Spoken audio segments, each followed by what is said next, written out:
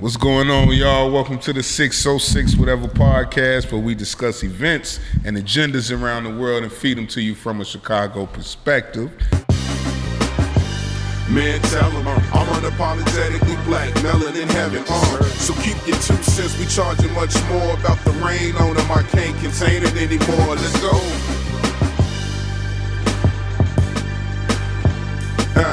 Let's go. If you don't know me, I am Big Mel, a.k.a. The Premise. I got the homies in the building. Got my man Ray Skilly. Yes, sir. What up, baby? How you feeling? Yes, sir. Vince Sanity. How you feeling, man? I'm good, man. I can't Ready complain. To do it? Let's do it. Yeah. Right. So this was supposed to be a beautiful moment, you know. But first and foremost, shout out to my daughter, you know, Taylor. Man, we was trying to get her acclimated to be a part of the podcast today. It's coming. You know, FYI, my daughter's 14. Right, so right. You know, it's coming. She's interested in it. Right. I was gonna have a whole panel, and it's still gonna happen. Like, I'm fully confident that that's gonna happen. I was gonna have a whole panel with her and her homies lined up, but you know, extenuating circumstances wouldn't allow it. But we're gonna get it right. Yeah. You know, we're gonna get it right. Daddy not bailing nobody out when it come to this, because if this is what you want to do, you gotta, then let's do it. You know, Daddy's still grinding with this shit. Absolutely. So, you know what I mean? That's just a good look, in my opinion, you know, to show you where you at with it. Absolutely. You gonna eventually have the opportunity to be better than me at this shit. Yep. So let's go. Yeah. Shout out to my daughter. I love you, baby. But since that didn't happen, fellas, we got a whole hour and something. We got however long we want. You already know how we do. Right. 606 Whateva Podcast is our entity. Ain't nobody cutting us off, shutting us down. So we do what we do. Let's talk about some things, man. We got a couple things going on today. Have y'all been following the Brittany Griner situation? Yeah. This is the most ridiculous thing I've seen in quite some time. And Brittany has somewhat of the 3 strikes against her, right? We talked about this. Yeah. She's black, she's a woman, she's gay. Those 3 strikes are really having Russia consistently. Slide in American in that too. Oh yeah. That's take it 4. over the top. But if she was a white American, this would be going different. But again, like, now we got to stand together with this shit to get this sister back to the crib, man. We'll get into that. But you know, Brittany, we definitely praying for you. Have y'all heard about this Sesame Street incident? Yeah. At Sesame Place? Yeah. Did you see the video? I did. Yeah. Wow. Are we overreacting or? No, I don't want to say we're overreacting, because it's been supposedly there are other videos of this happening at that same park. With the same, I'm not. What we don't know, is it the same person inside of these? Right. Well, you know, it could be one. It could be one bad that's making the whole situation. They'll know. We'll never. Right. They'll We'll know. never. Yeah. Correct. Right. We'll never. They know. Actually, know. they actually do never know. But we'll touch on that too. What about these bulletproof safety pods for schools? I don't know if y'all, you know, kind of heard about that situation. We'll touch on that.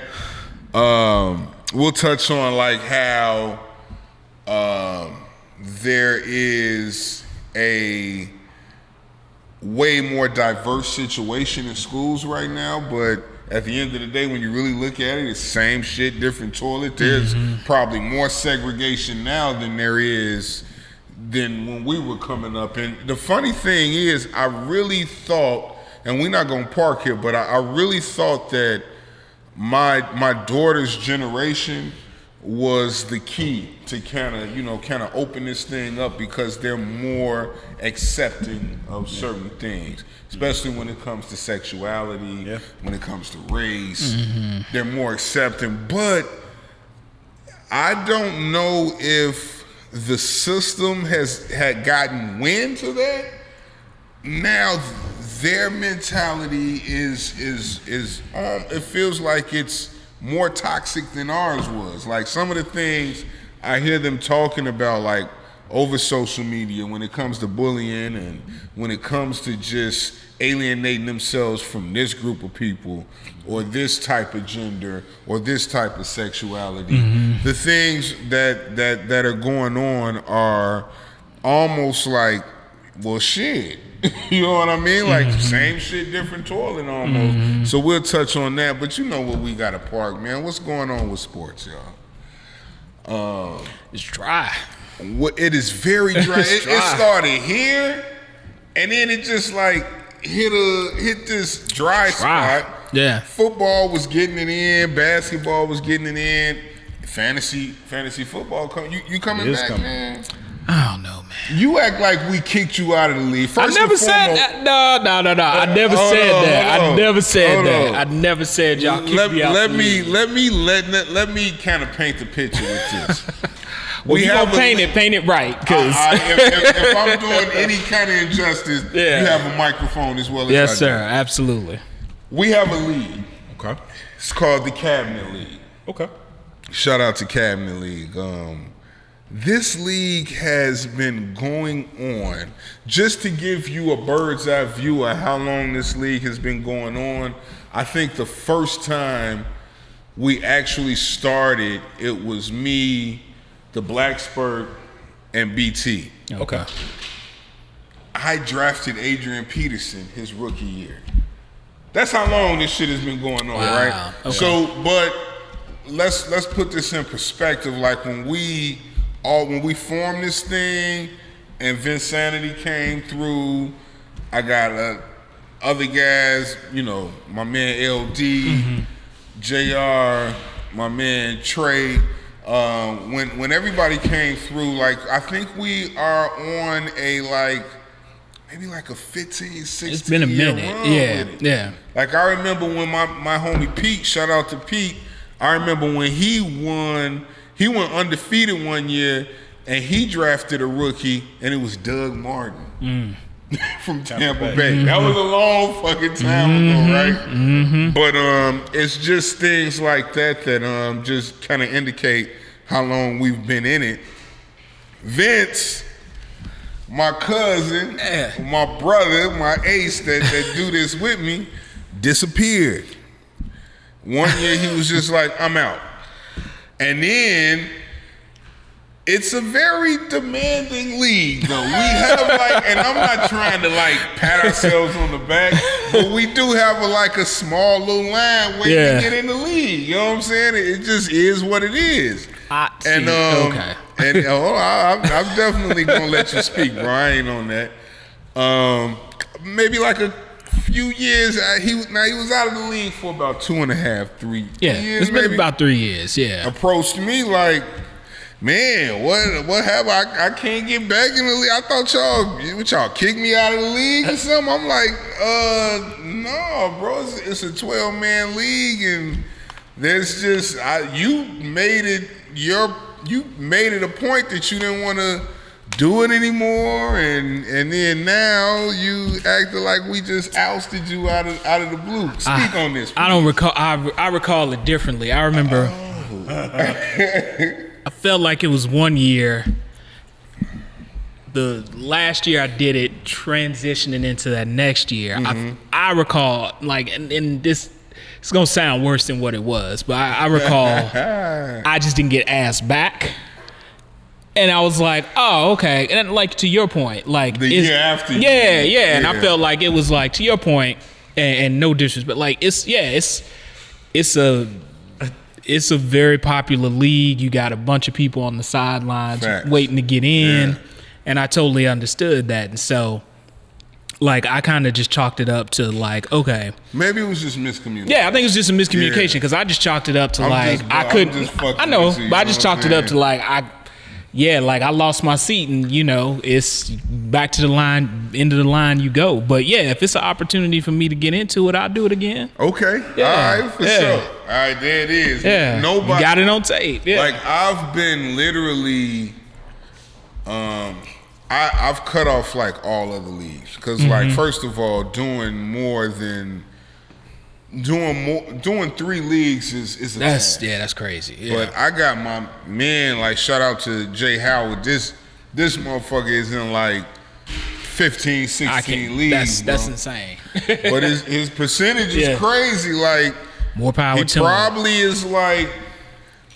70-80% on like winning and taking. It's almost like a career for the nigga. I had your league and I had a league at my job, and to your point, like trying to it's too much, bro. Trying to balance 2 leagues. It's too much. You trying to juggle that situation. Again. Yeah. So and it's guys that have lost weight when it comes to the fantasy shit. I know people just to focus take on it serious. our shit. Yeah, you know what I mean? Yeah. So if something opens up, I do it. Yeah. Definitely hit you. Skills, you in any fantasy leagues? Yeah, a little over 10 years. Shout out to my man Earl Jovan. I've been rocking with them for over 10 years. That's good. Okay. We do it for a pot of money. I won 1 year. I was in the championship game last year. Lost the championship game. Yeah, I was in the pot. playoffs I remember that. last year. Yeah. I want my money back, bro. though. Yeah. Broke my heart. I think we talked about that too. Yeah, bro. Gas. I was in the championship game. I was looking forward to that pot of money. Counting that We money. talked about Right. Kyler Murray let me down. You can't count it. That's the key to winning. You can't count Don't it. count it before you get it. Right. But I knew I had my lineup compared to my opponent's lineup. It should have been Britain, but I had Jonathan Taylor. I had Kyler Murray. It should have been crazy. And that was the last game of the season. They played Jacksonville, and they didn't do anything in that game. Kyler Murray played his last game of the season. Didn't do anything. They didn't show up when I needed them. Right. But they sent me a message today confirming everybody back in. I'm back. I'm hooked. I've been chasing that 1 year when I won it all with Peyton Manning with Denver. Right. And I'm chasing it. I had Peyton Manning that year. I had Peyton Manning, and I had the tight end, Julius Thomas. And they broke records. Yeah. Demarius Thomas. That was Demarius. Julius Thomas just fell off the planet after When he left Denver. Peyton He got a Manning. big contract with Jacksonville, didn't he? Because he was doing his thing. Yeah. He needed Peyton Manning. Made him look good. Facts. But I'm all in it. I did my wife's hers last 2 years. I've been helping out with hers. So I kind of keep up with hers and keep up with mine. So anybody doing more than 2, God bless you. I'm saying, man. Yeah. Man, your eyes about to pop out. Well, I'm in 3 this year. I'm in 3 and May God be with I just thought about that. Yeah. I added 1 to my roster, so that makes 4. Mm-hmm. So somebody may come up short. Like I know I'm in this one league. So I'm in this league called Not For Losers, and then I'm in the Cabinet League. Those are the 2 I'm leagues always in, Gotcha. right? Yeah. And then shout out to my man Jorge Diaz, who runs that league. He's the commissioner of it. But I'm in those 2 leagues. But then last year, my man Jay Howard created a league. Have y'all ever been in a league where you don't have a defense, you don't have a kicker? We had 3 defensive players. So my 3 defensive players was Von Bell, the in the secondary for the Bengals, and we talked about Von Bell too, about in regards to like the Super Bowl. I had J.J. Watt, and then I had Bobby Wagner. Yeah, no, I never. These guys was getting me like 30, 40 points. Oh, I bet they were, yeah. But I never did it with defensive. Yeah, that was my first time doing it. That was my first time time doing it, and it was very interesting. I kind of liked it, but we'll see where that goes. So, I just realized I'm in like 4 leagues this year, man. But yeah, man, starting to ramp up. I think damn near every team is training camp that started. Started up, man. Yeah, It really do. It sounds like a mixed bag of emotions. It sounds like you're pissed off, then you're really happy, then you're really pissed off, then you're really happy. That's too. Hey, I don't even know how you get through a Sunday.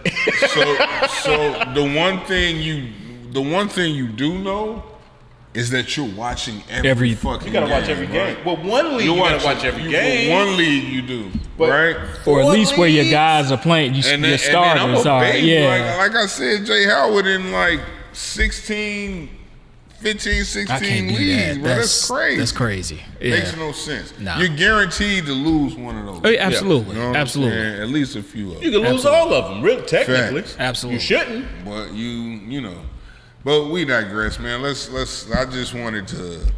You know, I know y'all excited about football coming back. I'm excited about Training football camp coming has back. started. Yeah. It's we want to see what our so-called quarterback savior is gonna do. Okay. He's got a new front office in front of him. 2 more linemen. 2 more linemen. It's about well, not bought them, but they just got 2 more guys. What you sound like? Damn, man. I mean, shit, it's really the What same you sound thing. like? But whatever. You sound like you running a plantation over there. Kind of sound like that. It just got a lot more money involved. Jesus Christ. Okay. But we got 2 new veteran linemen. Right, and we still got Bro coming back that we drafted. He's gonna get his full shot at something healthy. Yeah, they gotta sign. They gotta figure out what they're gonna do with Roquan because I don't think he They gonna pay him. I think he holding out. I think they gonna pay him.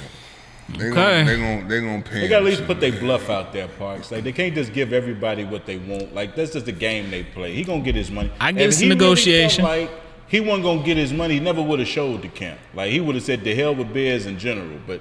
He ain't talking that. He know the game. They gonna pay him. I just want to see what the numbers gonna be. That's all. They gonna give him at least $20 million a season. What he gonna get? Okay. Because he's one of the top linebackers in the league. Listen, you know what, man. He is. He one of the top linebackers in the league. You used to have me fooled because your confidence, like when you speak, is just it's just over the top. Mm-hmm. And he doesn't waver. There's no tenseness in his shoulder. Usually when motherfuckers be lying and not confident, this he just gets stiff and he's very calm, cool, collected. Yeah. But that one time, well, 2 times now, cause I ain't even pulled that card out on the Mike Jackson thing. I'm gonna leave that alone. Hey, that's up to you. But the one, cause I ain't running from that shit either. But let's go ahead. But the front office Chicago Bears situation, I didn't think they had the balls to do it. Yeah, and they did it, and it might be the best thing they ever did. We'll see. But I just know when it comes to Roquan, this is the one thing the Bears has always done. They always draft great fucking linebackers. Mm-hmm. Yeah, and running backs. Yeah. And when it comes to those 2 positions, they always figure it out. Like I remember with Jordan Howard, like we didn't even know who Jordan Howard was. I think it was like the 3rd, 4th round, and how he showed out. Where did he go? To Philly, right? Yeah, he went to Philly. He's still with Philly, I believe. Yeah. And then they got Khalil Herbert to back up Montgomery. Like the running back room looked good. The linebacker room looked good. Yeah. Everything else we'll figure it out. Yeah. But those 2 rooms has always been consistent with them, and punt returners for some reason. So we'll see. Yeah, we'll see. I'm excited to see what the season is going to lead to as well. There's always this disappointing mentality when you see the summer's coming to an end.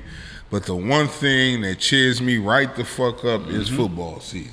And that's what it's There's for. nothing like football season. As soon as you nothing know like that the leaves about to change colors and it's no longer going to be short season.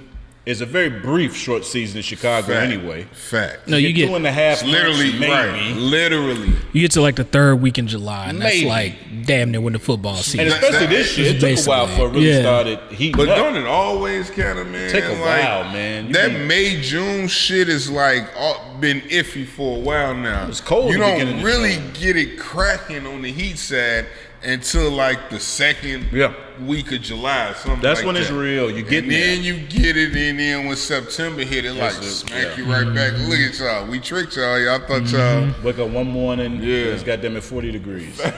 So it's so brief. Leaves blowing, shit falling off trees already, and But it's football season, fellas. And it's high school football season. It's NFL season. You got college ball. Like it's a lot of football we're gonna have access to. I'm very. It's my favorite time. Excited about it, man. And then it's beautiful to me because this is the time of the season when, if you are a basketball fan, that it's getting real at this time. You know what I mean? When it just starts to get real, like right around that time where football gets in your face, and then you reach into that October bag. You got both of them. You got both of them going on.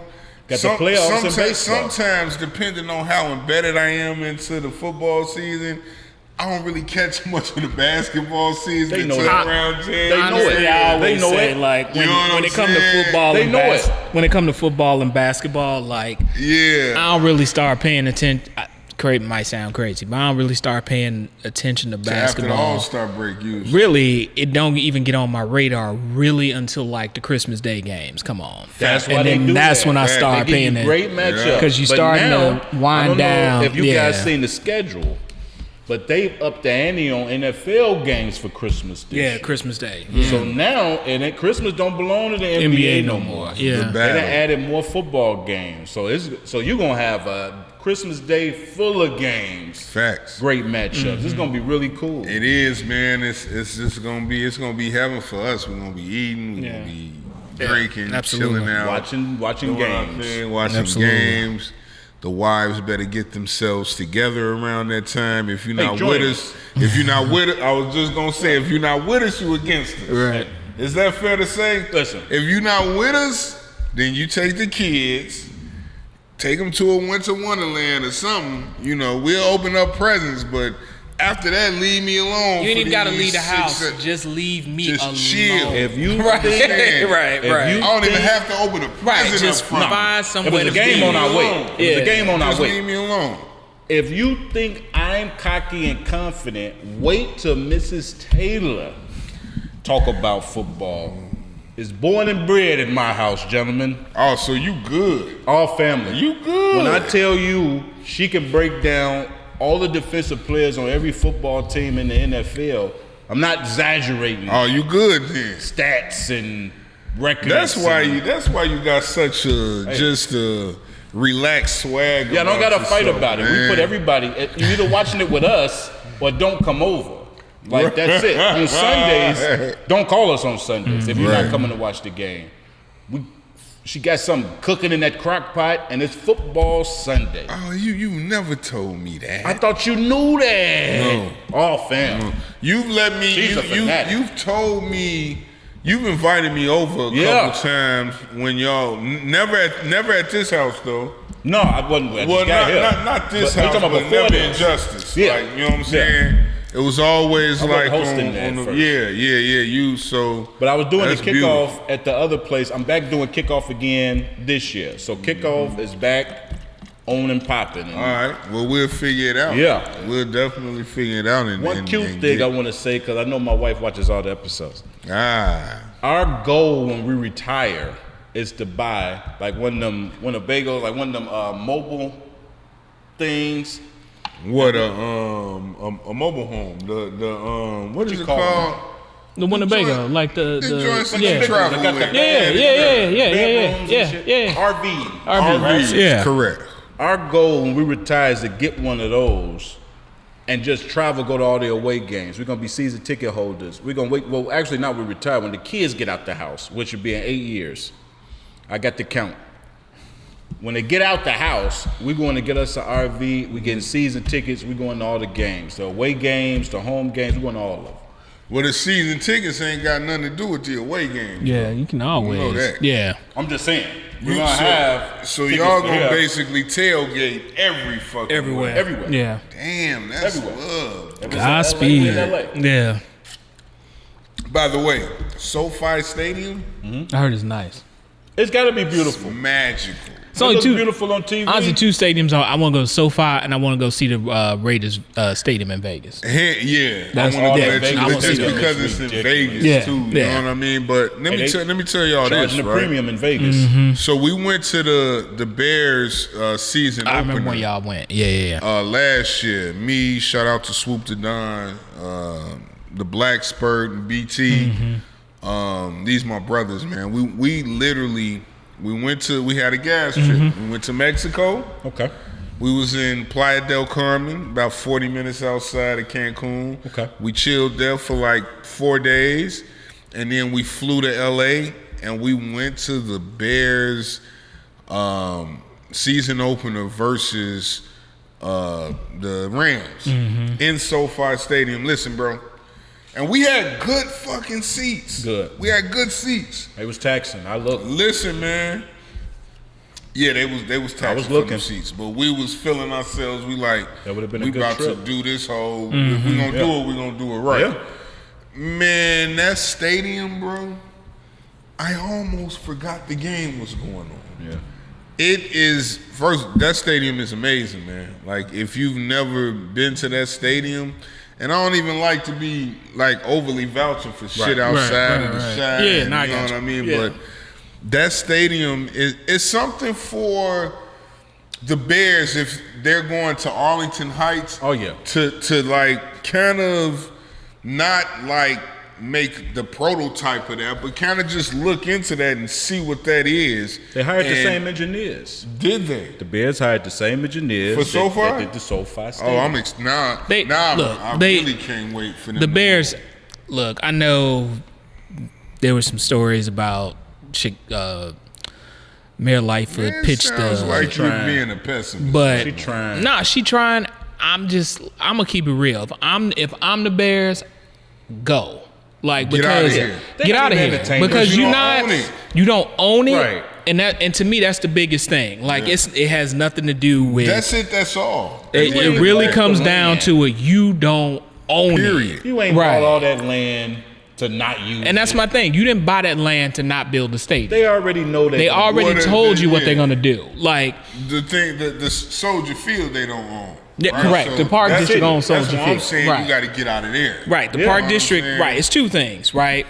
You don't own it. The Park District. Well, yeah, the Park District owns it, and then two, Soldier Field has what is it? It's like landmark status. So it's only certain things you can do from a construction standpoint Fact. to the stadium. So And I'm the like, field is one of the biggest problems. and the field's one of the biggest problems. It's one of the worst. one likes to no play one there. likes playing on it. I'm like, look, it was a nice run. They were in Chicago for all these years, but I'm like, if you really want to me, like if I look at it like if who knows, but if like you really are like we gonna play with the big boys, like Yeah. the you know, Yeah. granted Dallas don't win shit in the playoffs, but like. they host the Super Bowl. Right, but I'm saying, right, exactly. From a paper standpoint, Get that Stan money. Kroenke, Jerry Jones, like they're owners who've shown Mark Davis. There's owners who've shown you how to do it, and the way they did it was they built. Well, they got a stadium built. I'm not gonna say they built their own, Right. but they got a stadium built. Now the question is, if you're in Arlington Heights or state of Illinois or whatever it is, I'm sure they're gonna want some money to help them build the stadium, and I got my own feelings against that. And I don't think really taxpayers should be footing the bill on that. That's ridiculous. But Pay it one way or the other. they gonna pay it one way or another. But I'm like, like you don't own the stadium.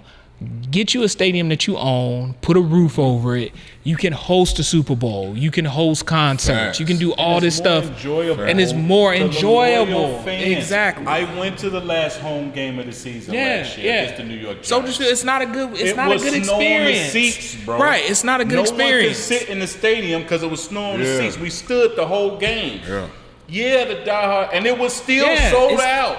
Yeah, right? no, they still could. It's Right. football. It's football, though. They'll come out It's there and below football. zero. They come out there, but let them sit with their coat off. Yeah, and be I'm warm saying. and watch a game. You don't even have to. It don't even have to be snow. It could. If that hawk is coming off the lake, man, it's just. I've been there when it hasn't snowed and it's just the wind is blowing. Oh, that's terrible. It's cutting- a it's cutting miserable you up, bro. experience. There's no way to hide from it. and it's nowhere to hide from it. So I'm like, It's cutting you yeah, up, literally. Like and like you said, Skills, and that's to me that's the biggest point. They didn't buy that land No, to not build a stadium on. they didn't go through all. They paid a Yeah. pretty penny for that.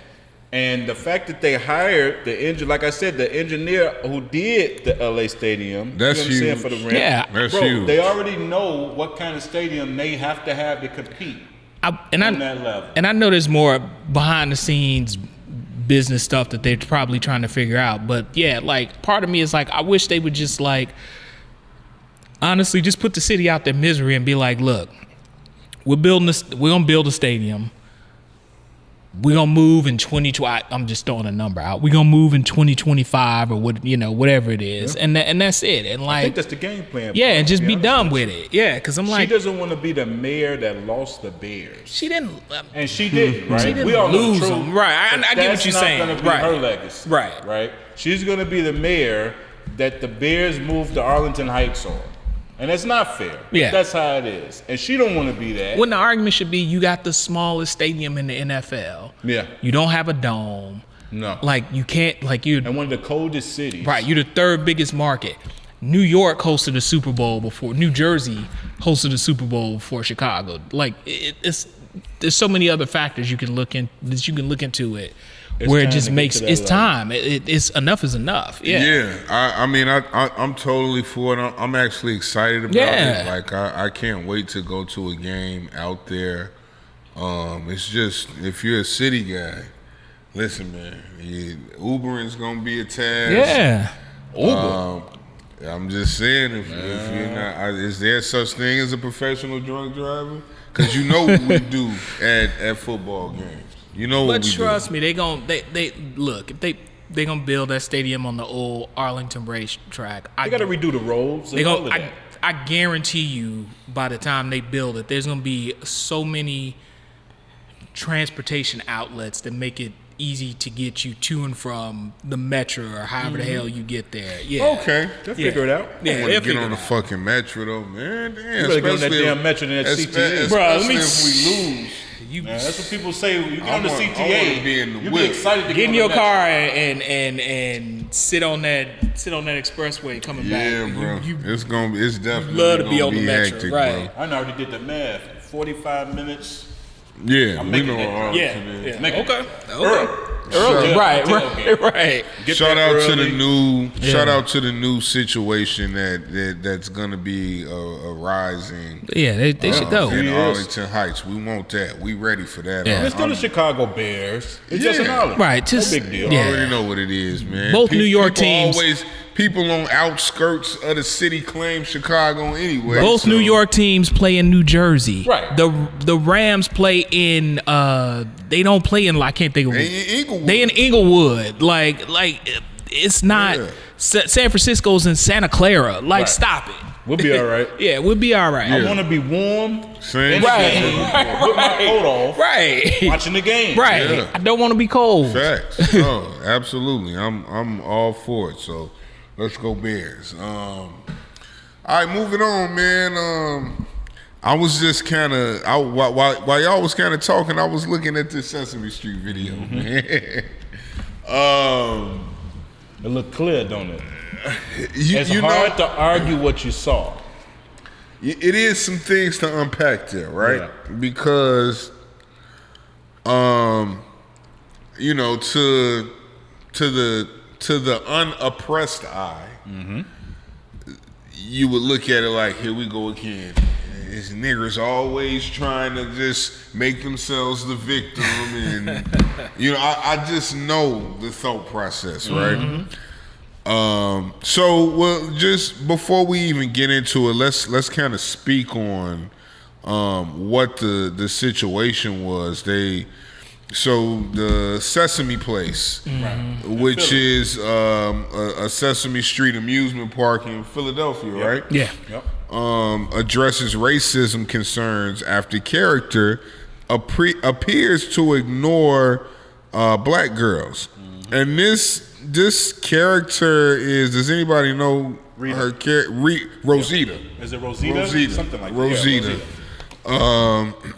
Costume. She interacts with everybody, and you know, when it was time for the young black girls to, it's almost like the Jay, please, like, please acknowledge me. Right. And she did. She was one like, of these, nah, yeah. But before that, she clapped a white guy's hand.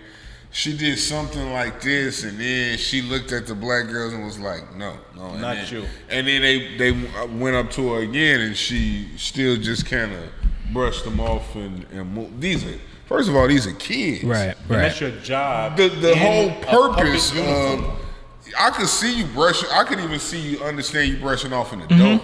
But this is Sesame Place. It's kids. Street. It's just kids. It's kids. Optics. You have one job. The whole reason why your establishment is booming like this is because kids. of the kids. Generations of children. But it's optics. One is kids, and then two, it's like if you look at like the origins of like Sesame Street when it first started, it was an outlet for like people of color. Like if you look at the early, a lot of those people were on for decades, but if you look at like the early cast of Sesame Street, like it was, a diverse group of people. Morgan Freeman. Yeah, and they like, Or was that Electric Company? No, it's Electric Company. It was Electric Company. But Sesame Street was banned in certain states. Yeah, but you look at like the diversity of the cast and the people that were on it, and it's just like,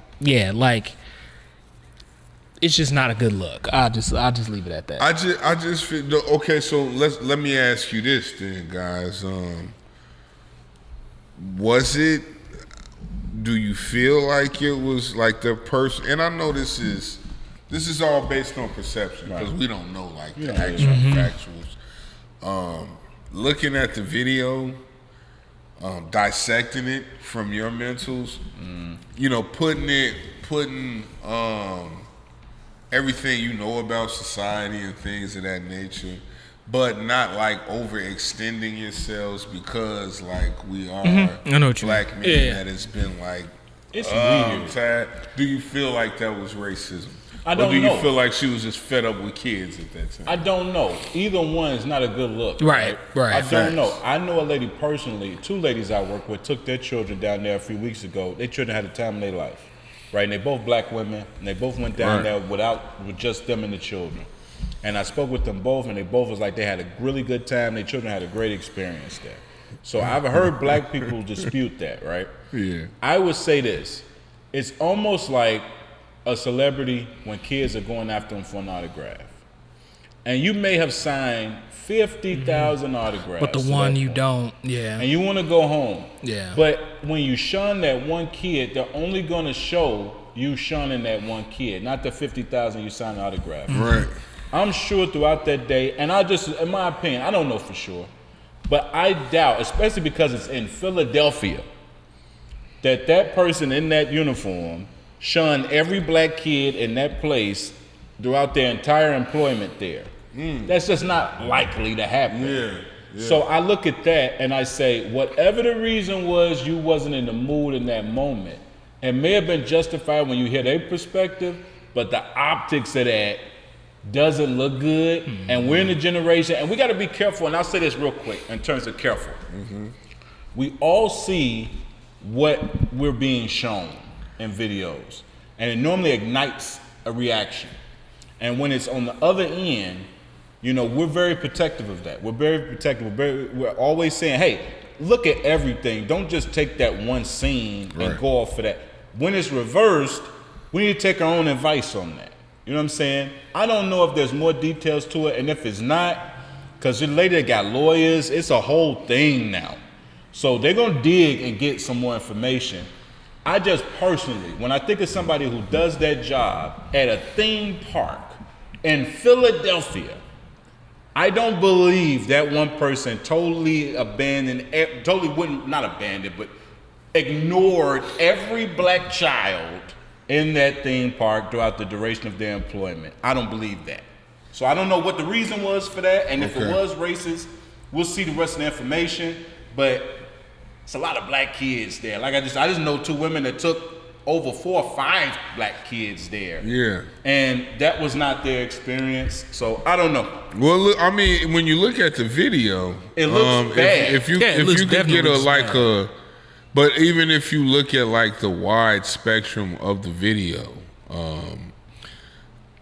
it wasn't like she done muffled. Yeah, you know what I mean? It was like she was like, hey. And then it looks so bad because like right before then there's a white they're right next to the black kids, right next to them. Right. And again, we use these things as these are the things that Caucasians use to make us look like just bitter folk. Right. You know what I mean? This is what they use to like, come on, guys. Really, this slavery's over. Right. Let's come on. Let's cut this out and let's put things in perspective, guys.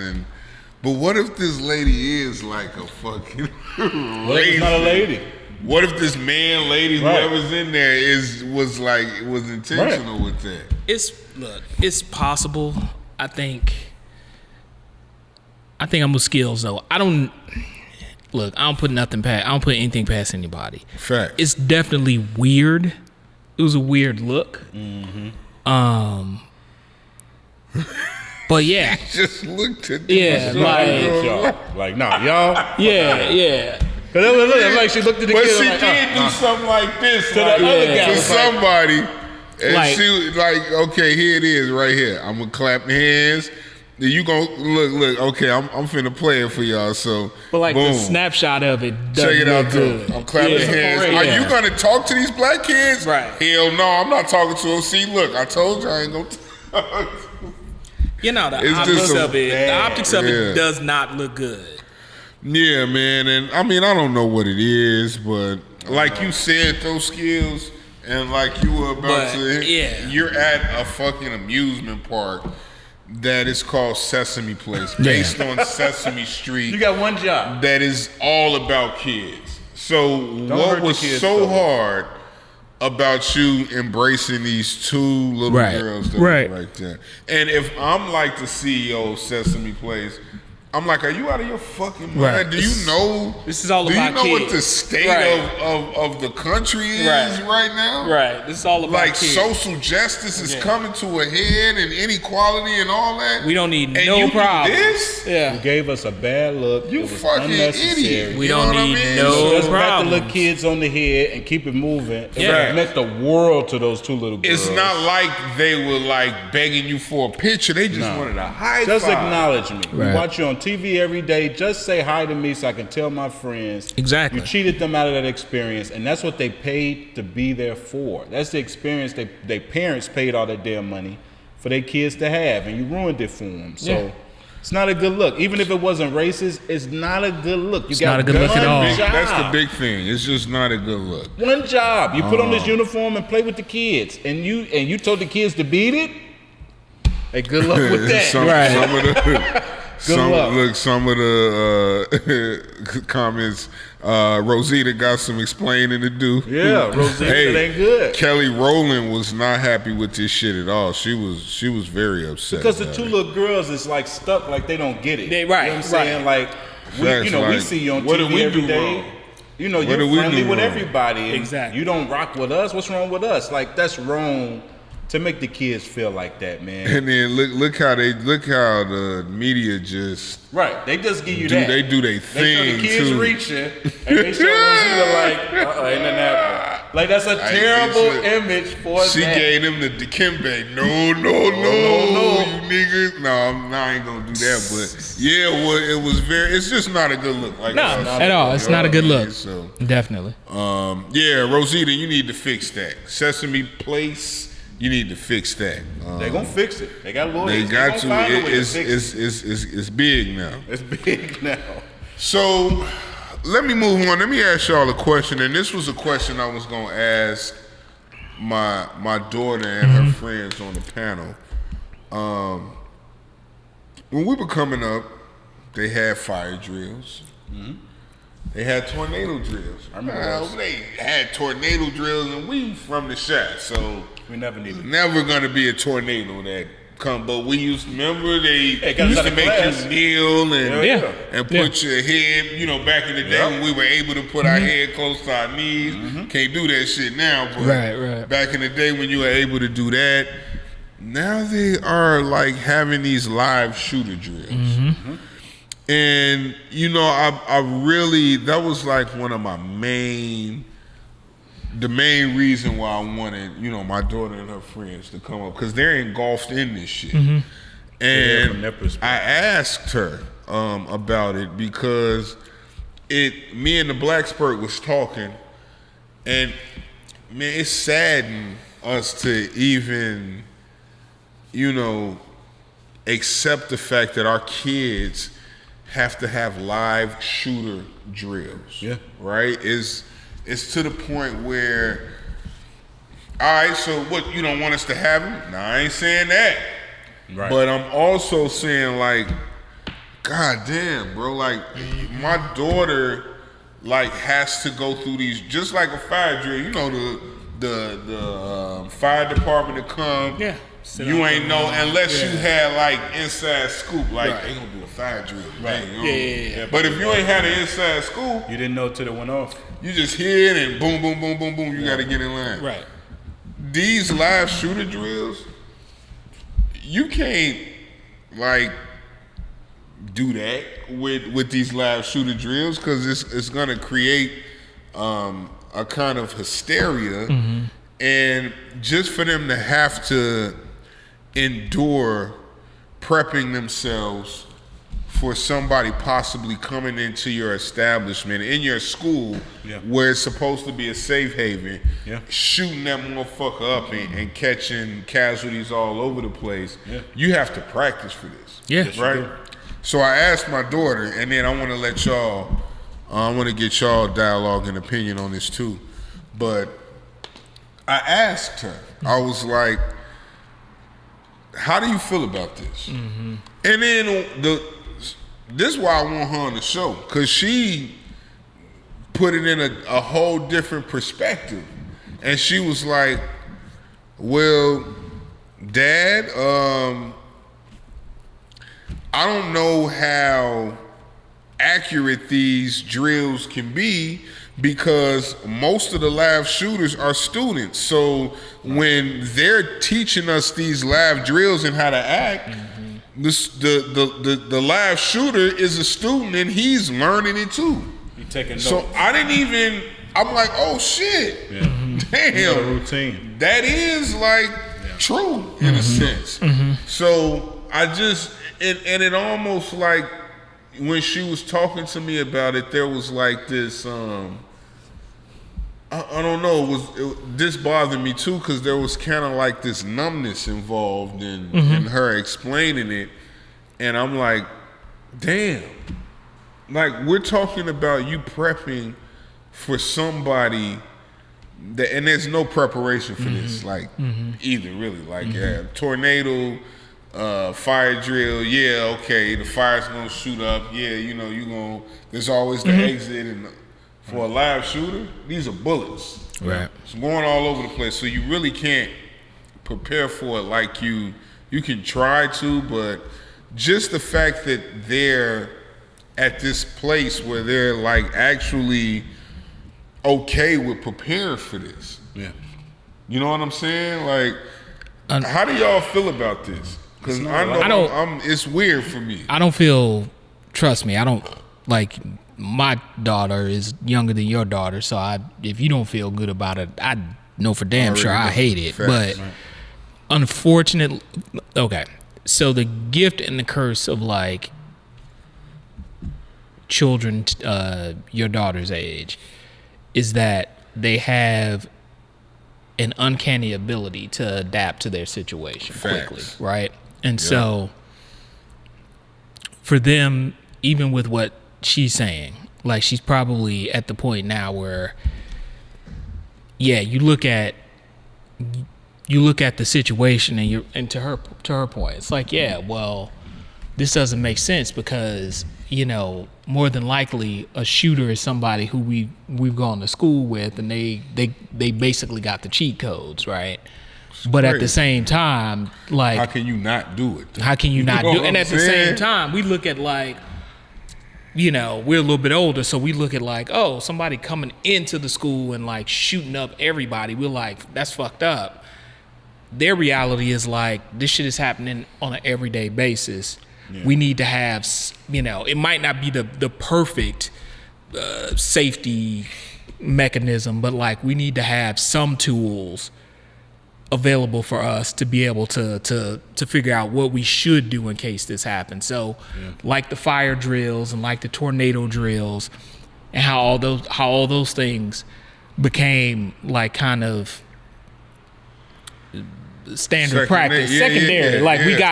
We got used to, we got used to it. Even though in the back of our heads we were like, shit, if this motherfucking school catch on fire, like shit, it's damn near everybody for themselves, right? Like it's kind of like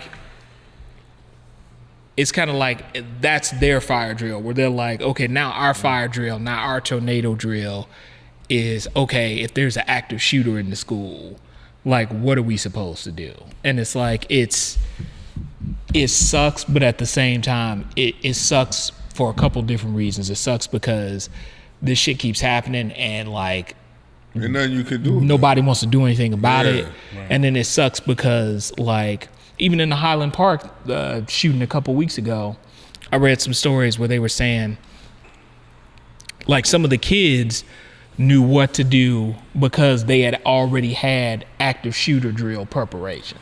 Yeah. So it's just like, unfortunately, this becomes our new normal for our kids, you know, and it's like, and like the fire drill, after a while you get desensitized to it because you do it so often. And that's the thing that is so unfortunate. Yeah. Right? Because like the desensitizing side of it is, okay, you got people coming in your school. Mm-hmm. Yeah.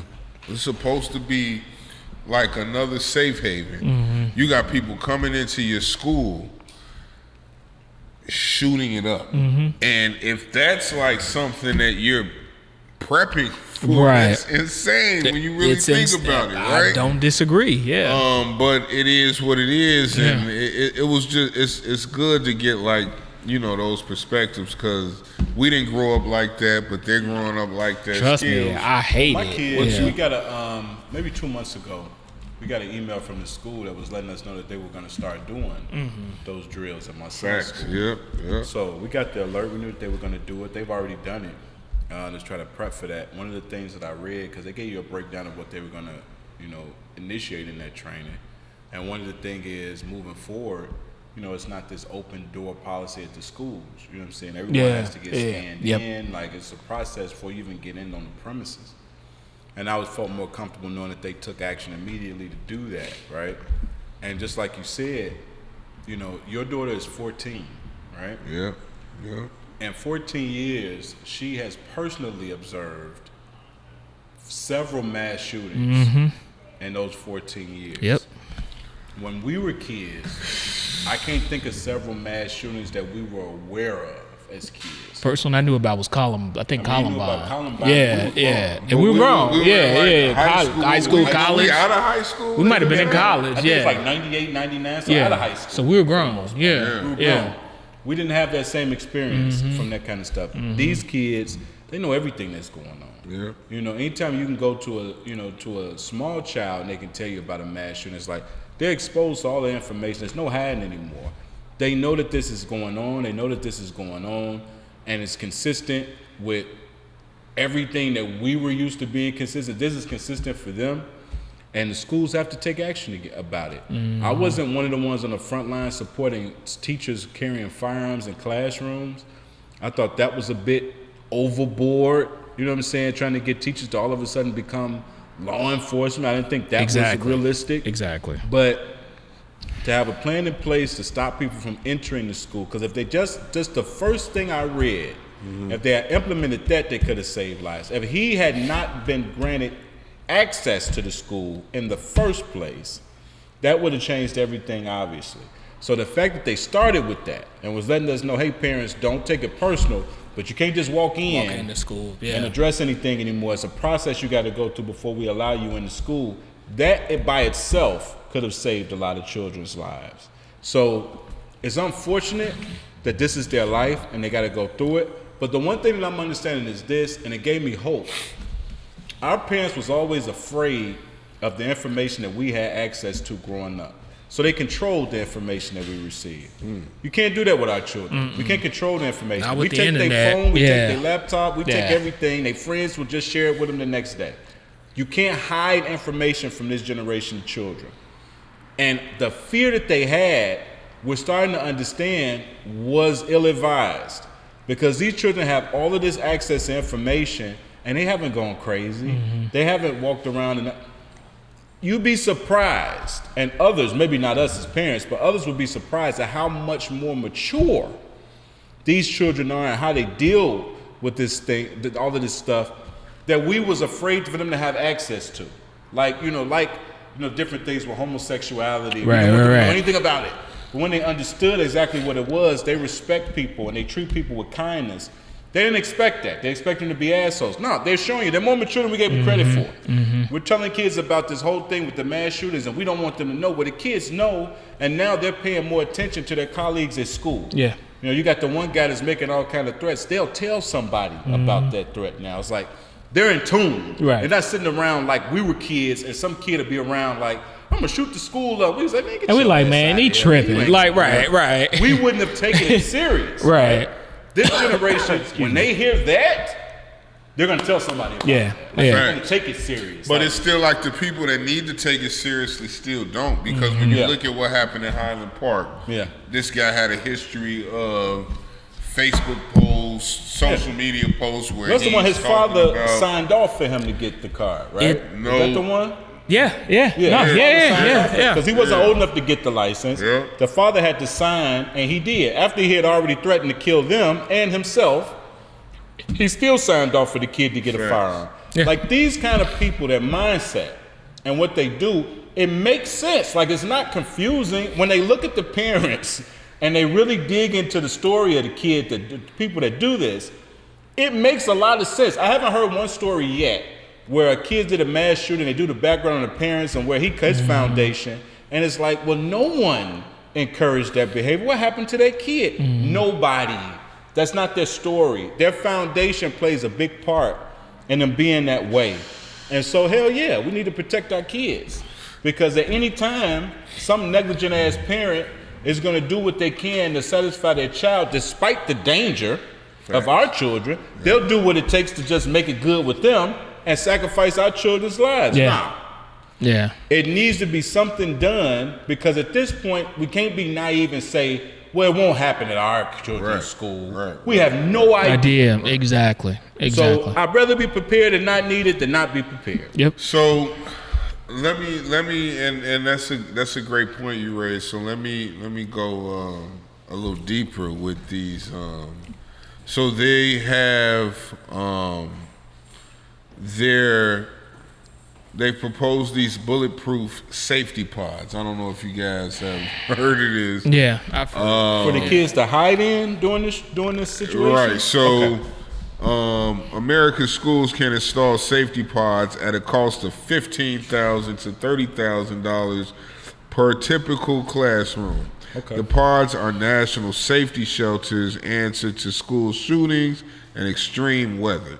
So the pods were originally manufactured as tornado shelters for schools located in the Tornado Alley, which now encompasses roughly 1/3 of the U.S. and seems to be expanding.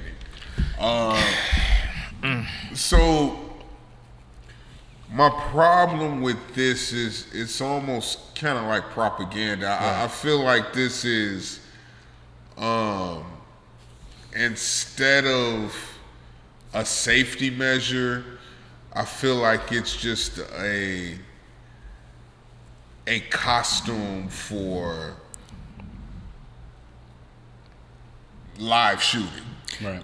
I don't feel like it's like if you really want, do you really want to help this issue, or do you just want to camouflage like you helping the issue? They want to and making a profit, obviously. Yeah. Whatever company is selling $15,000 to $30,000. It's going to be requested by all these schools. They're going to make a shitload of money. They want to camouflage it because, like, the reason why even when you were reading that, I was just shaking my head because it's like, they come up with every other alternative except gun control.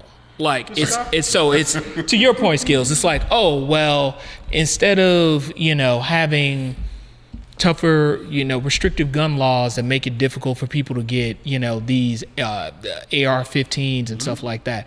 No. What we need to do is we need to arm the teachers. So it's like,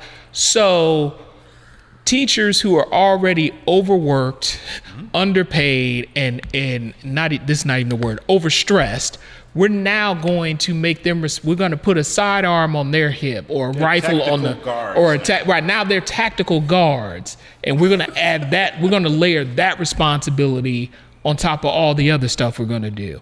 Or to this article's point, instead of like gun control, let's get all these schools to buy these bulletproof pods. That way, when the next shooting happens, they'll have a chance to make it. And it's like, it's always everything except the most obvious thing. They will die. And they will die before they do this. Die. Yeah, it's ridiculous. And this is what's really sad, because it ain't just them, it's their children. Because all it is, the majority, up until this year, majority of these mass shootings have all been in predominantly white schools, right? So they've lost so many of their own children to this shit and still won't do anything. Yeah. Different. So that shows their compassion on that level. We talked about it a couple weeks back, and I sound like a broken record. You got Highland Park from a couple weeks ago. Yeah. But like Sandy Hook was it. Like that was when they gave the game away, because it was like, and you saw those pictures of those 4 and 5-year-old kids who got their lives taken, and you felt at that moment, okay, even the ones who stick to their guns got to admit, you just saw your children from your culture slaughtered. You have to have compassion. Nope. No, they made fun. Die on that hill. Right. When you say propaganda, and I want to say this real quick. Yeah, go for it. Yeah. When you said propaganda, this was interesting to me. Maybe a week or maybe 2 ago, it happened in Indiana at the mall. I don't know if y'all heard about that. The shooting that happened at the mall. Yeah. I called the guy a hero. Because it was guy was armed in the mall, and he shot the guy that was opening fire in the mall. They called him a hero, right? Keep talking. So when you say propaganda, I immediately go to that story on how that was the front page news on every goddamn newspaper nationally, right? Because what are they going to do with that? Hey, if you just get a gun, right. You just need a good guy with a gun, you can take out the bad guy with the gun. If I hear one more time that guns don't kill people with guns kill. Do you even have to make that? Right. Tell that to France. Tell that to Germany. Here's the thing about that. Tell that to Canada. What's the purpose of making that statement? But then my argument we know guns are just not. We know you can't place a gun on the ground. This is how asinine and just. Right, a gun. We get it. A gun doesn't fire itself. We understand that. Right. Guns were created for people to use to execute whatever you want to execute. That's why they were created. So stop using that excuse that guns don't kill people. But then to Skills' point, even because I saw people on my social media that were like, oh, well, the fact that he was in the mall with the gun and he put the shooter down. But I'm like, I'm sorry. I'm every time that good guy with the gun argument comes up, I'm like, so what were the police in Uvalde? Because, some of the Blue Lives Matter people would say those are the good guys. And when those kids were getting massacred and they were in the schools and they had guns and they had bulletproof vests and all this stuff, they literally standing in the hallway while these kids are getting mowed down, looking at their phones and getting hand sanitizer and all this shit. So, like, that whole good guy with the gun stuff, like, that's cool until it's time for the so-called good guys whose job it is to, like, stop people from doing shit like that. Then they can't do it. Then it's one of the main reasons that Cal Rittenhouse. Yeah. Right, because it's the narrative that he had a weapon to protect people. Right. So once that narrative is put out there, it kind of like it oversaturates the situation of. We need people with guns to protect other people that they can't protect themselves, as opposed to saying, look what happened in Las Vegas. Right. Look what happened in Orlando. Look what happened in Highland Park. Look what happened in Uvalde. But the pattern... Look what happened in Columbine. The pattern is there for all of it. Like the Rittenhouse kid, his mama drove him down there. Right, I'm saying, right. And let him loose on those people, bro. Like, the pattern is there. There is a certain group of people who feel this way. Like, nobody asked him to come up there and be top flight security. Nobody asked him to do this. Yeah. There's two innocent people. That's the point. How many did he kill? Two? Did he kill one? I thought he killed two. He killed two people. Like, you killed two people who was down there protesting. No matter how angry they were, they didn't deserve to die for protesting. And we take it once. And instead of you going to prison for killing two people for protesting, they held you like you a goddamn hero too. Mm-hmm. This is the game they play. Right. But we gotta play it, because if it happens to us and our children, if it's at our children's school, we have to roll with this. It's like, I don't want to be the school. I don't want my kids to be at the school that they're so woke that they say, you know what? We're not doing none of that shit. We're not preparing these kids for that. We're not doing these drills. You know, we don't believe in that. And it end up being the school where they hurt some more kids. Like, the fear that parents have for children, they play on that. Right. But it's just like when you create martial law. Right? So you create martial law because at this point it's like any means necessary now. Yeah. You know what I mean? Yeah. If I gotta cut off 3 of your fingers in order to preserve your life, then here go my fingers. Go ahead, take them. My life is more important. And it's the exact same mantra that they use in regards to the NRA, in regards to using these guns, not even thinking or considering, like, you know what?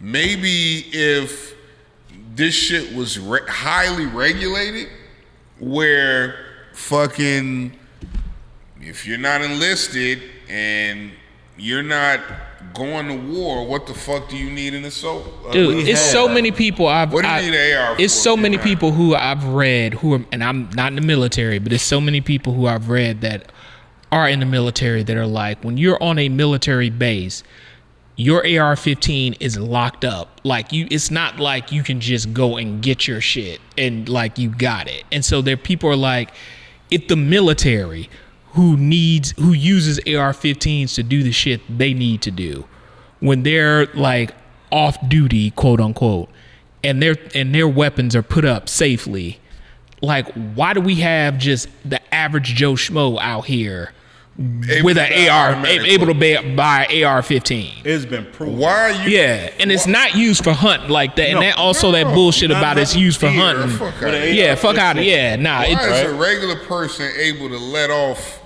30 rounds in less than a minute? Right. Like, what the fuck? It's ridiculous. It makes no clear. sense. And this is my thing, because when I looked at it, when this happened, I asked myself a question. I did the research to confirm it.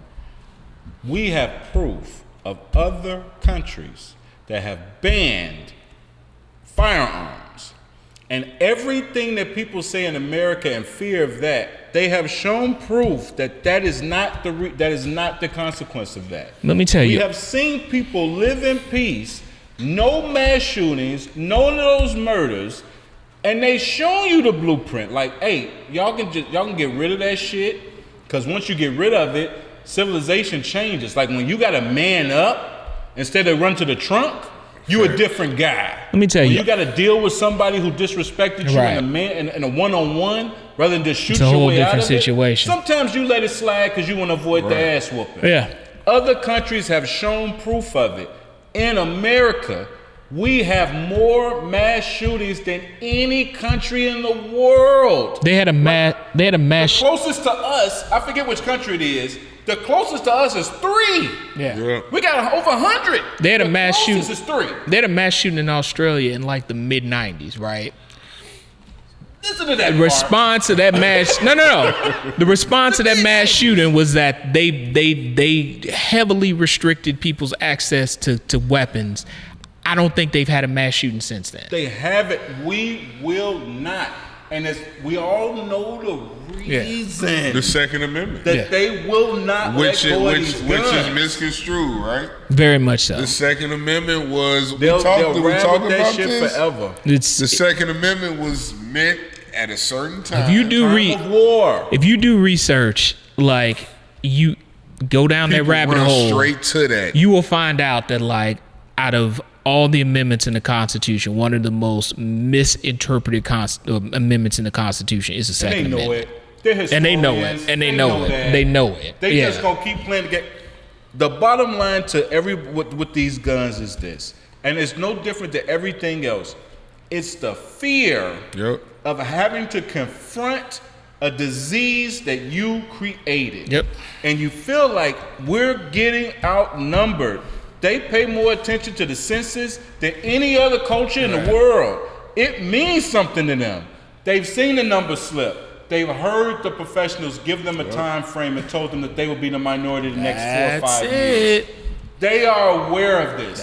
They're teaching their kids how to use firearms and hunting knives and shit when they're 3-4 years old. They know what time it is. And if they have to let go of these guns, they will die first. We will not face the people we oppressed and not be packed with ammunition to do it.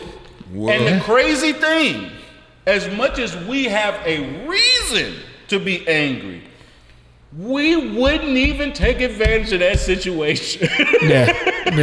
We just wouldn't. You know, Killer Mike touched on that too. You know, shout out to Killer Mike. But he kind of touched on that as well, like in regards to he's on another level with this shit. He wants us to be prepared. He wants us to be prepared. At this point, you have to be. No. Because he was basically stating how, they know how to fish. They know how to hunt. They survive in the wilderness. They know how to shoot a motherfucker from 100 yards away. With bow and arrows. Right? And meanwhile, we still shooting sideways trying to, look cool and shit and hit bystanders. But it's very disturbing the more overt things get when you kind of, as you keep unpeeling the truth about this country, it becomes more and more disturbing, because from what I have learned and understand is that the more blatant one gets, it's because they got something in their back pocket ready to go. You know what I mean? They want a reason. If I walk up to you, we know this in the street, y'all. Like, if somebody jump out their whip, like, what you say, bro? What you say? You know what that is. So what you gonna do? I don't want no problems. I'm good. Especially if you ain't something equipped. to live for. Right. But the more blatant, and you can like kind of take that and put it into what this country and the government, and when you look at CNN, when you look at the Fox News, when you look at all this shit, and it becomes a more blatant scenario as of what they've been caught at, and they're still not really giving you a concrete explanation to change, or what the value of that is going to, what's the recourse of when they keep going that way with it. It's scary. It really is. They can afford to do it. They can afford to do it. White privilege. They're ready. Is a whole other thing. They're getting ready. And they don't go to prison for it. They can do what they want to do. They looked at as heroes. Like, once you put that American flag on, I was watching something, and the statement was, once you put the American flag on it, you automatically feel like you're a hero. And that's their mindset. Like, hey, this is for our country. We have a right to do this. But we know the bigger reason. We know why they're doing it. But I'll say this, because this is what was hilarious to me, since I've heard that joke from David Chappelle 3 years ago, about when black people start getting guns, that's when they're going to change the laws. Dead ass, you took the I've words seen right out my mouth. more black people get concealed and carry cars in 3 years than I have in my entire life. Black women have gotten concealed and carry cars, went and got them pistols for their home. It has doubled or tripled in 3 years. I tell everybody, here's the thing, and if we could kind of, just look at this in a different perspective, as far as it's not about us even arming ourselves at this point. It's about who controls the system still. Right. So when we do, concealed and carry is based on those 12 people in the courtroom or that judge to see if it was fit that you really feared for your life when you pulled that trigger. Yeah. Right? If they feel like your life wasn't in jeopardy or in danger, you shouldn't have pulled that trigger, then they're gonna send you up shit's creek. And that's the thing that we have to be cautious about this whole concealed and carry situation, because even though, if we're squeaky clean on the felonies, obviously, and we could grab our concealed and carry, the minute that something jumps off that is out of the ordinary and we pull that trigger, the first thing they're going to do is determine whether or not we were fit to do that because we were literally in fear of our lives. Now, it's easy for them to determine that if it's me versus you, Skills, two black men duking it out and blah, blah, blah. But if I kill a white person, if I shoot at a white person, that's gonna be a little different. And that's the thing. That's the thing that also is very cautionary when it comes to us thinking that the laws are just as justly to us as it is to them as well. And I'm not saying that, y'all be scared in every single step you take out here, but the system will continue to protect them and infect us when it comes to, you know what I mean? And I'll say this. I know that there's people, and I've definitely met several, who don't think that deep into it. Like, they just think, oh, okay, if they can do it, we can do it, right? because but there's some get to hold a pistol. But there's some who are totally aware of that reality. And the bottom line of them is, I'd rather go through that. I'd rather go through that than the alternative. Mine. Yeah. If it's me and my family in the car, and you just have one of your moments with your Budweiser and you want to pick some niggas tonight, it's Why the it gotta be wrong Budweiser? nigga. You already know that's what they drink. You know they get on that Budweiser, they act crazy. This the wrong car to fuck with tonight, bro. And they're willing to sacrifice whatever it is to get their family home safe. Like, when it's a war zone, that's when you take logical, sensitive people and turn them into soldiers.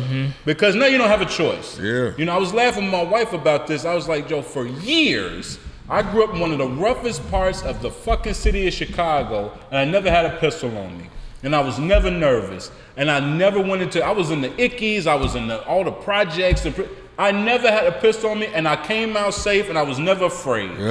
Now, I don't have a choice, right? I don't have a choice now. And it ain't even about being in the bad ain't even neighborhood. about that. It's It about was just, being. I had pride period. myself on the fact that I was summer everywhere, and I could stand on my own, and I didn't need to have no pistol to survive it. And it got to the point where I had people close to me say, hey, that's how it was then. Right now, you got people who buy all this ammunition and they want to use it. They're not buying this shit just to show off to their friends on the holidays. They need something to hunt other than deer. And we're on the menu, gentlemen. So we ain't got a choice no more. We ain't got a choice. When these white guys, I done seen the videos, white guys, I'm talking about road rage. They pull the truck over, hop out, like you said, on people. They never would have did that years ago. But they strapped now. So now it's like, hey, I'm strapped. I can pull it today. I know I can't fight them. I know if it was one-on-one, I ain't got a shot. But I know what I got in this back of this truck. He can't fight them. The mentality is different. And it's to the point now where, like you said, I'm a man who's logical. I got everything to lose. I got everything to live for. I make smart decisions. I don't take the bait on stupid shit. Getting home is my priority. But if it come between you and mine, no, real talk. Hey, whatever that sacrifice is, I take that. I'll be willing to try to figure that out. No, you're absolutely right, Skills, and I'm not. There's no such thing as logic when anarchy and insanity is involved. So you don't have a choice anymore. I totally agree with everything you just said, bro. And that's all that's the trap, so to speak, that we get put in, man. But yeah, like if it comes down to me and you already know what it is, man. Mine they ain't going without you picked the wrong card tonight. Yeah, definitely. So man, let's talk about something a little more healthier, a little more. What we drinking? We doing the John Basil again? Yes, sir. John Basil. Once again, this is a black-owned tequila. This brother he's from two parts of Africa. I know the one part is Nigeria, man. Forgive me, brother, for not knowing the second part, man. Maybe you could look that up, Vince. And I remember us talking about we were gonna do black owned tequilas, like we were gonna have this stint of black owned tequilas. We wanted to we'll get P. Diddy shit in here next week. Okay. So we've done the John Basil. We did, what was the last episode? We did Lobos, LeBron shit, right? Yep. We got to get Kevin Hart shit in here. Yep. We got to get MJ shit in here. MJ shares his shit with a lot of people. Other people, yeah. But he's still touching it, so we'll get his shit in here too.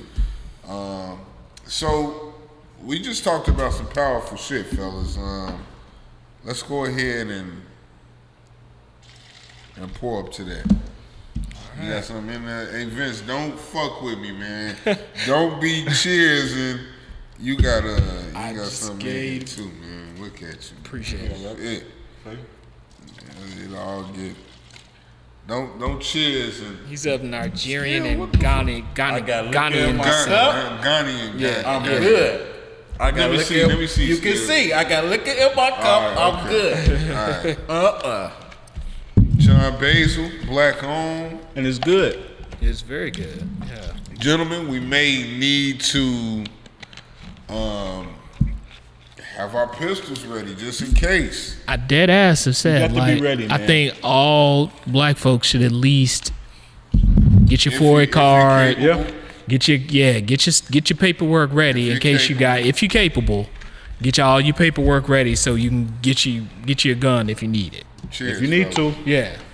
Put that Survive, in. black people. Exactly. Survive. Exactly. Yeah.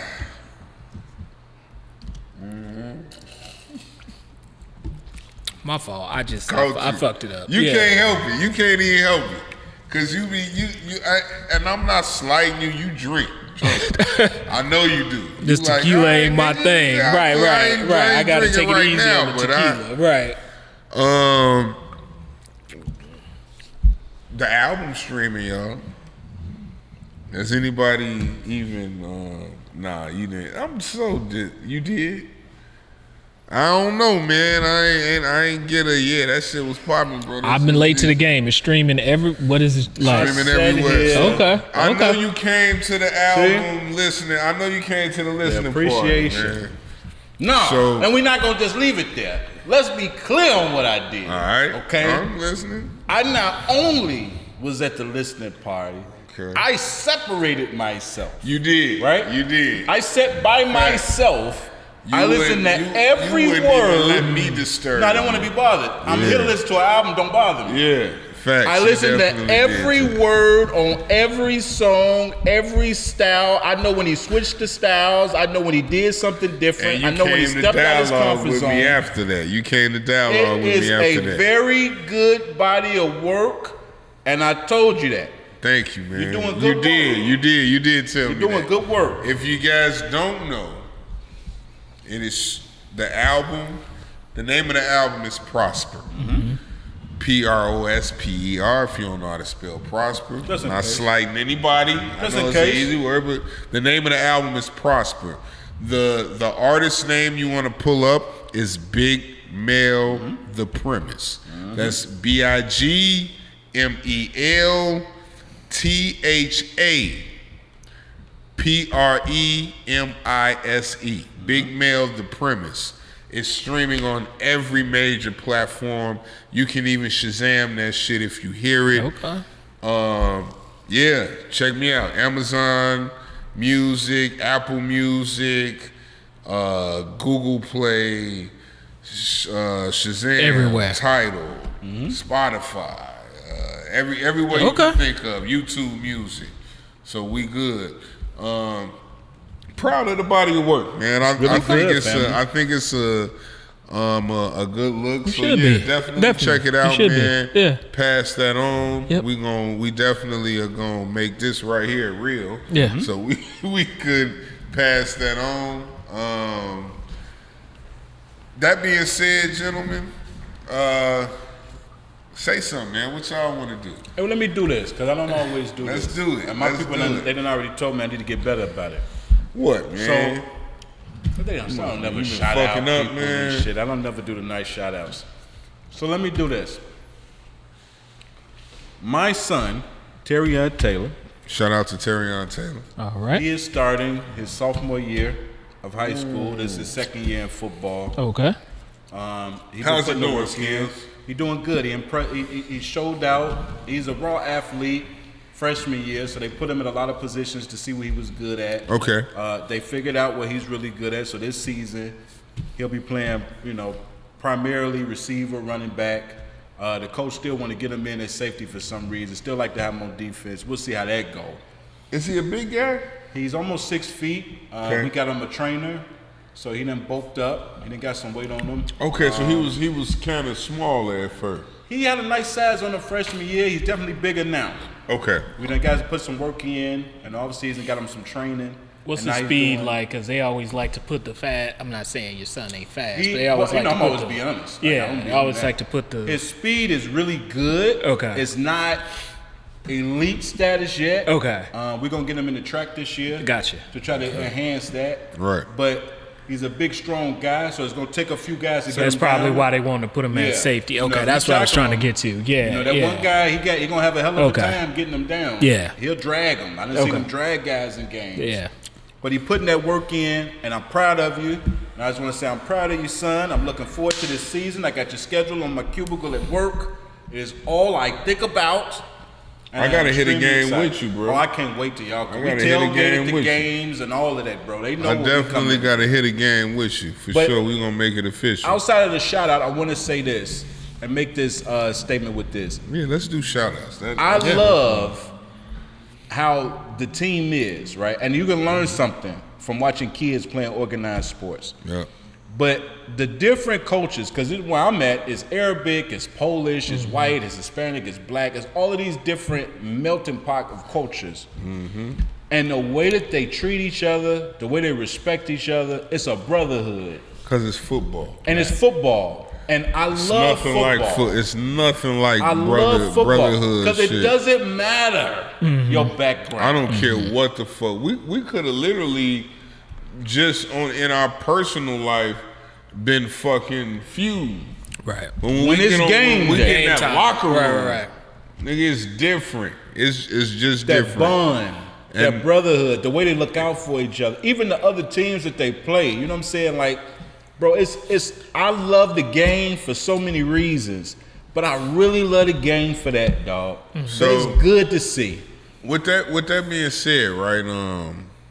I played football as well in high school. You won an award in high school, didn't you? Yeah, I won defensive MVP in my conference. Okay. Was all state. Right. I thought you won something. This is different. But right.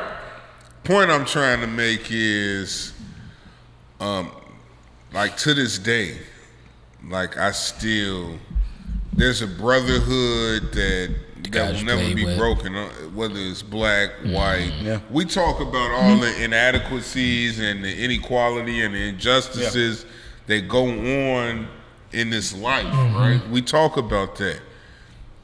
Those brothers, my white brothers, Hispanic brothers, Polish brothers, those guys in the locker room would have fought this with me. Yeah. Whatever I had angst and anxiety about, they was with me. Yeah. You know what I mean? And it creates this bond that's different, which in hindsight, you really see how stupid and negligent racism is when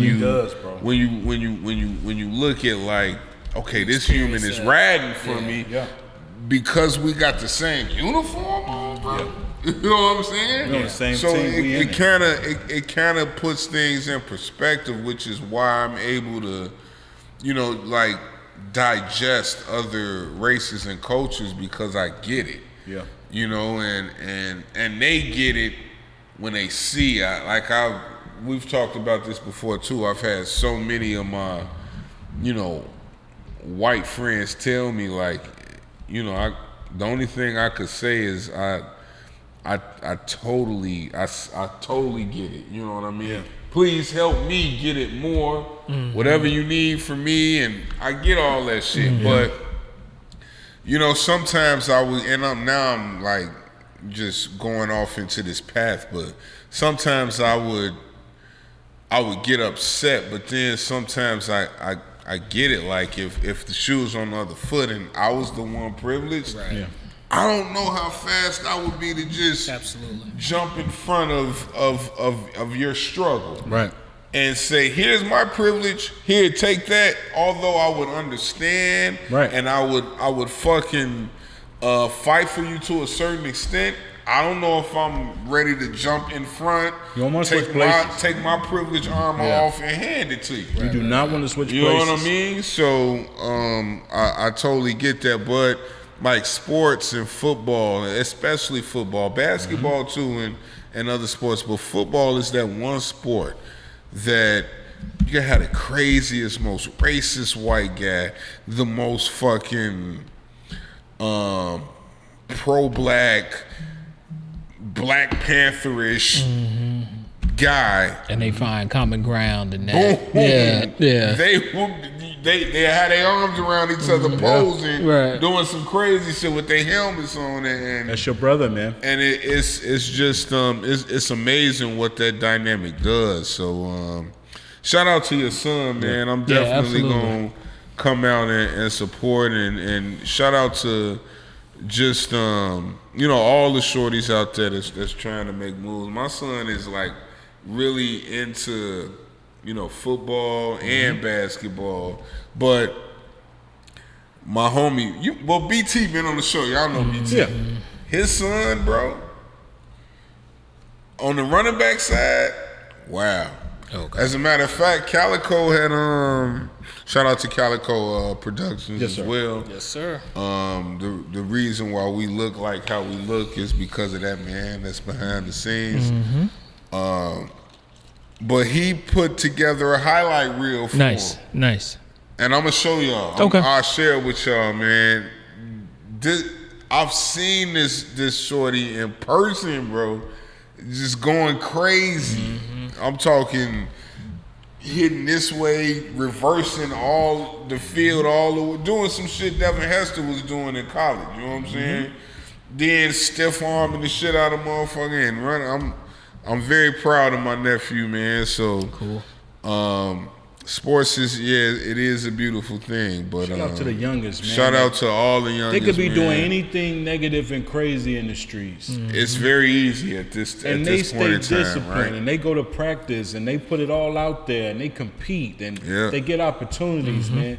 We always hear the other shit. Yeah. Yep. Absolutely. But as parents, we get to see a large variety of kids doing awesome shit. And so shout out to the kids, man, that's doing awesome shit. Bro. Shout out to them, man. Absolutely. Man, shout out to the shorty. That's real. That's why I wanted to have the shorties on here, man. Especially the beautiful young ladies. We're going to have our day. We get it. We get it right. I told her, figure that out. We'll get it right. I'm not gonna just figure it out, man. Yeah. My platform is her platform. We'll get it right. Yeah, once we figure it out, we'll figure it out, and it's gonna be a beautiful thing, man. Fellas, as usual,